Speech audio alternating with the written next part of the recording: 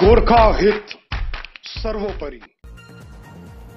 उत्तर प्रदेश की पावन नगरी वाराणसी में राज्य में रहने वाले करीब 10 लाख गोरखाओं को ओबीसी का दर्जा देने की मांग करते हुए बीते दिनों भारतीय गोरखा परिसंघ उत्तर प्रदेश शाखा एवं भारतीय गोरखा समाज समिति वाराणसी के संयुक्त आयोजन में एक आयोजित कार्यक्रम में यूपी सरकार में राज्य मंत्री अनिल राजभर से इस संबंध में चर्चा की गई एवं उनको एक ज्ञापन पत्र भी दिया गया। गोरखाली संघ संस्थाओं ने राज्य मंत्री राजभर से इस मुद्दे को अतिशीघ्र राज्य शासन के संज्ञान में लाने के लिए अपील की है।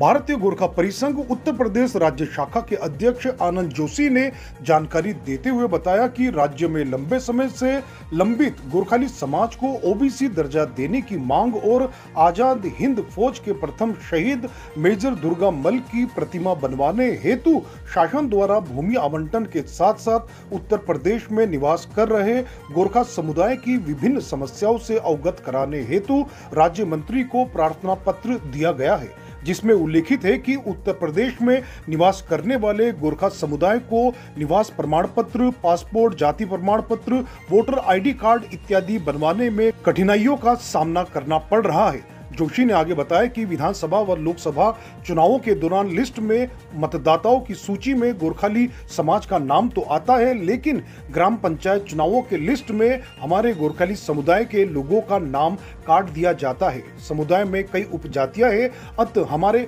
समाज द्वारा जाति प्रमाण पत्र देने के पश्चात उचित सुविधा हो व आवश्यक डॉक्यूमेंट सरलता से बन जाए, यह सुनिश्चित करने की भी अपील की गई है। साथ ही गोरखाली समाज ने समाज हेतु निर्मित अंबेडकर सामुदायिक भवन को लिखित रूप में भारतीय गोरखा समाज को जो उनकी समितियां हैं उनके हैंडओवर करने की भी मांग की है। जैसा हम सभी काफी देर से इंतजार कर रहे थे, हमारे मुख्य अतिथि और हमारे विधायक, हमारे नेता,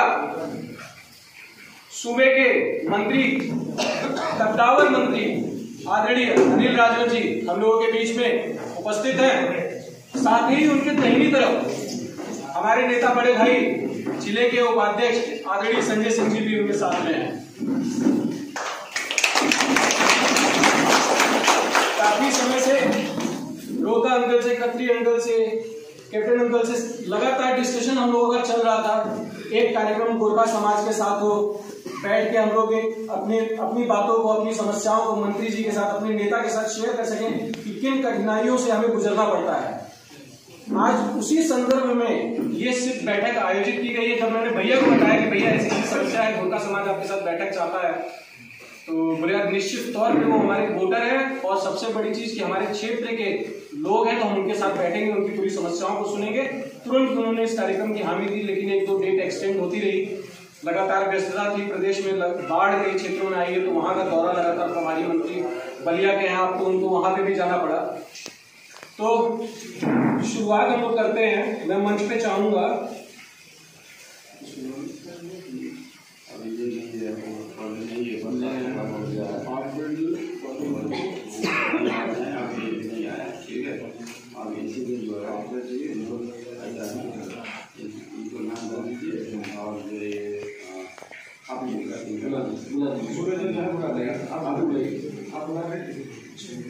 मैं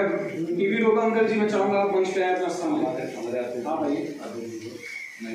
कॉलोनी के डिफेंस कॉलोनी के अध्यक्ष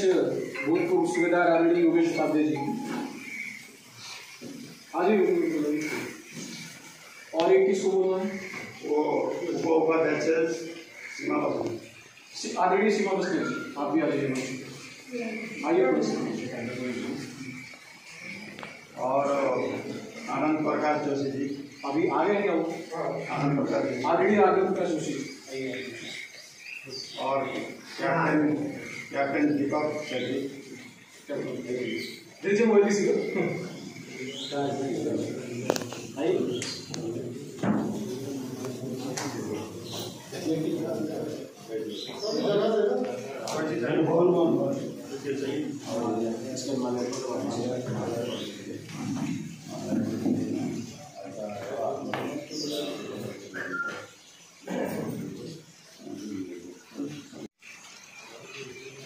चूंकि अपनी विधानसभा है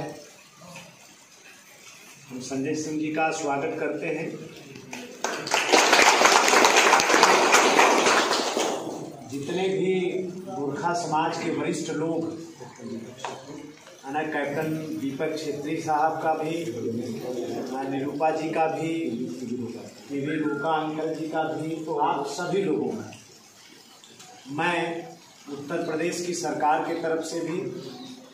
अपने तरफ से भी, पार्टी की तरफ से भी, इस बारिश के मौसम में जब घर से निकलना मुश्किल है उसके बावजूद भी कसम चाहिए, मैं अंदर आया तो मुझे एहसास ही नहीं हुआ कि इतने लोग अंदर बैठे। हम तो सोचे चलिए कार्यक्रम आज का लग रहा है स्थगित हो जाएगा, फिर कभी कार्यक्रम बनाना पड़ेगा, लेकिन अंदर आया तो आप सब लोगों की उपस्थिति ने मन को बड़ा संतोष प्रदान किया, मनोबल बड़ा बढ़ा हम लोगों का। मैं एक ही स्वर से आप सभी लोगों की उपस्थिति को मैं प्रणाम करता हूं, आपका स्वागत करता हूं। आप लोग साथ ही साथ मुझे लगता है कि ये दूसरी बार इस तरह से हम लोग बात कर रहे हैं। पहली बार जब मैं आया था तब भी और आज आया हूं तब भी हमारे और आपके बीच में जो पुल का काम कर रहे हैं, हम लोगों को जोड़ने का काम कर रहे हैं, हम सबके बहुत ही प्रिय छोटे भाई, मैं अमित जी का भी आभार प्रकट करना चाहता हूं, इनको धन्यवाद देना चाहता हूं। और मुझे लगता है जिस इलाके में अमित जैसे नौजवान और सक्रिय नौजवान रहते हैं, मुझे लगता है उस इलाके में किसी प्रकार की कोई समस्या रह नहीं जाएगी।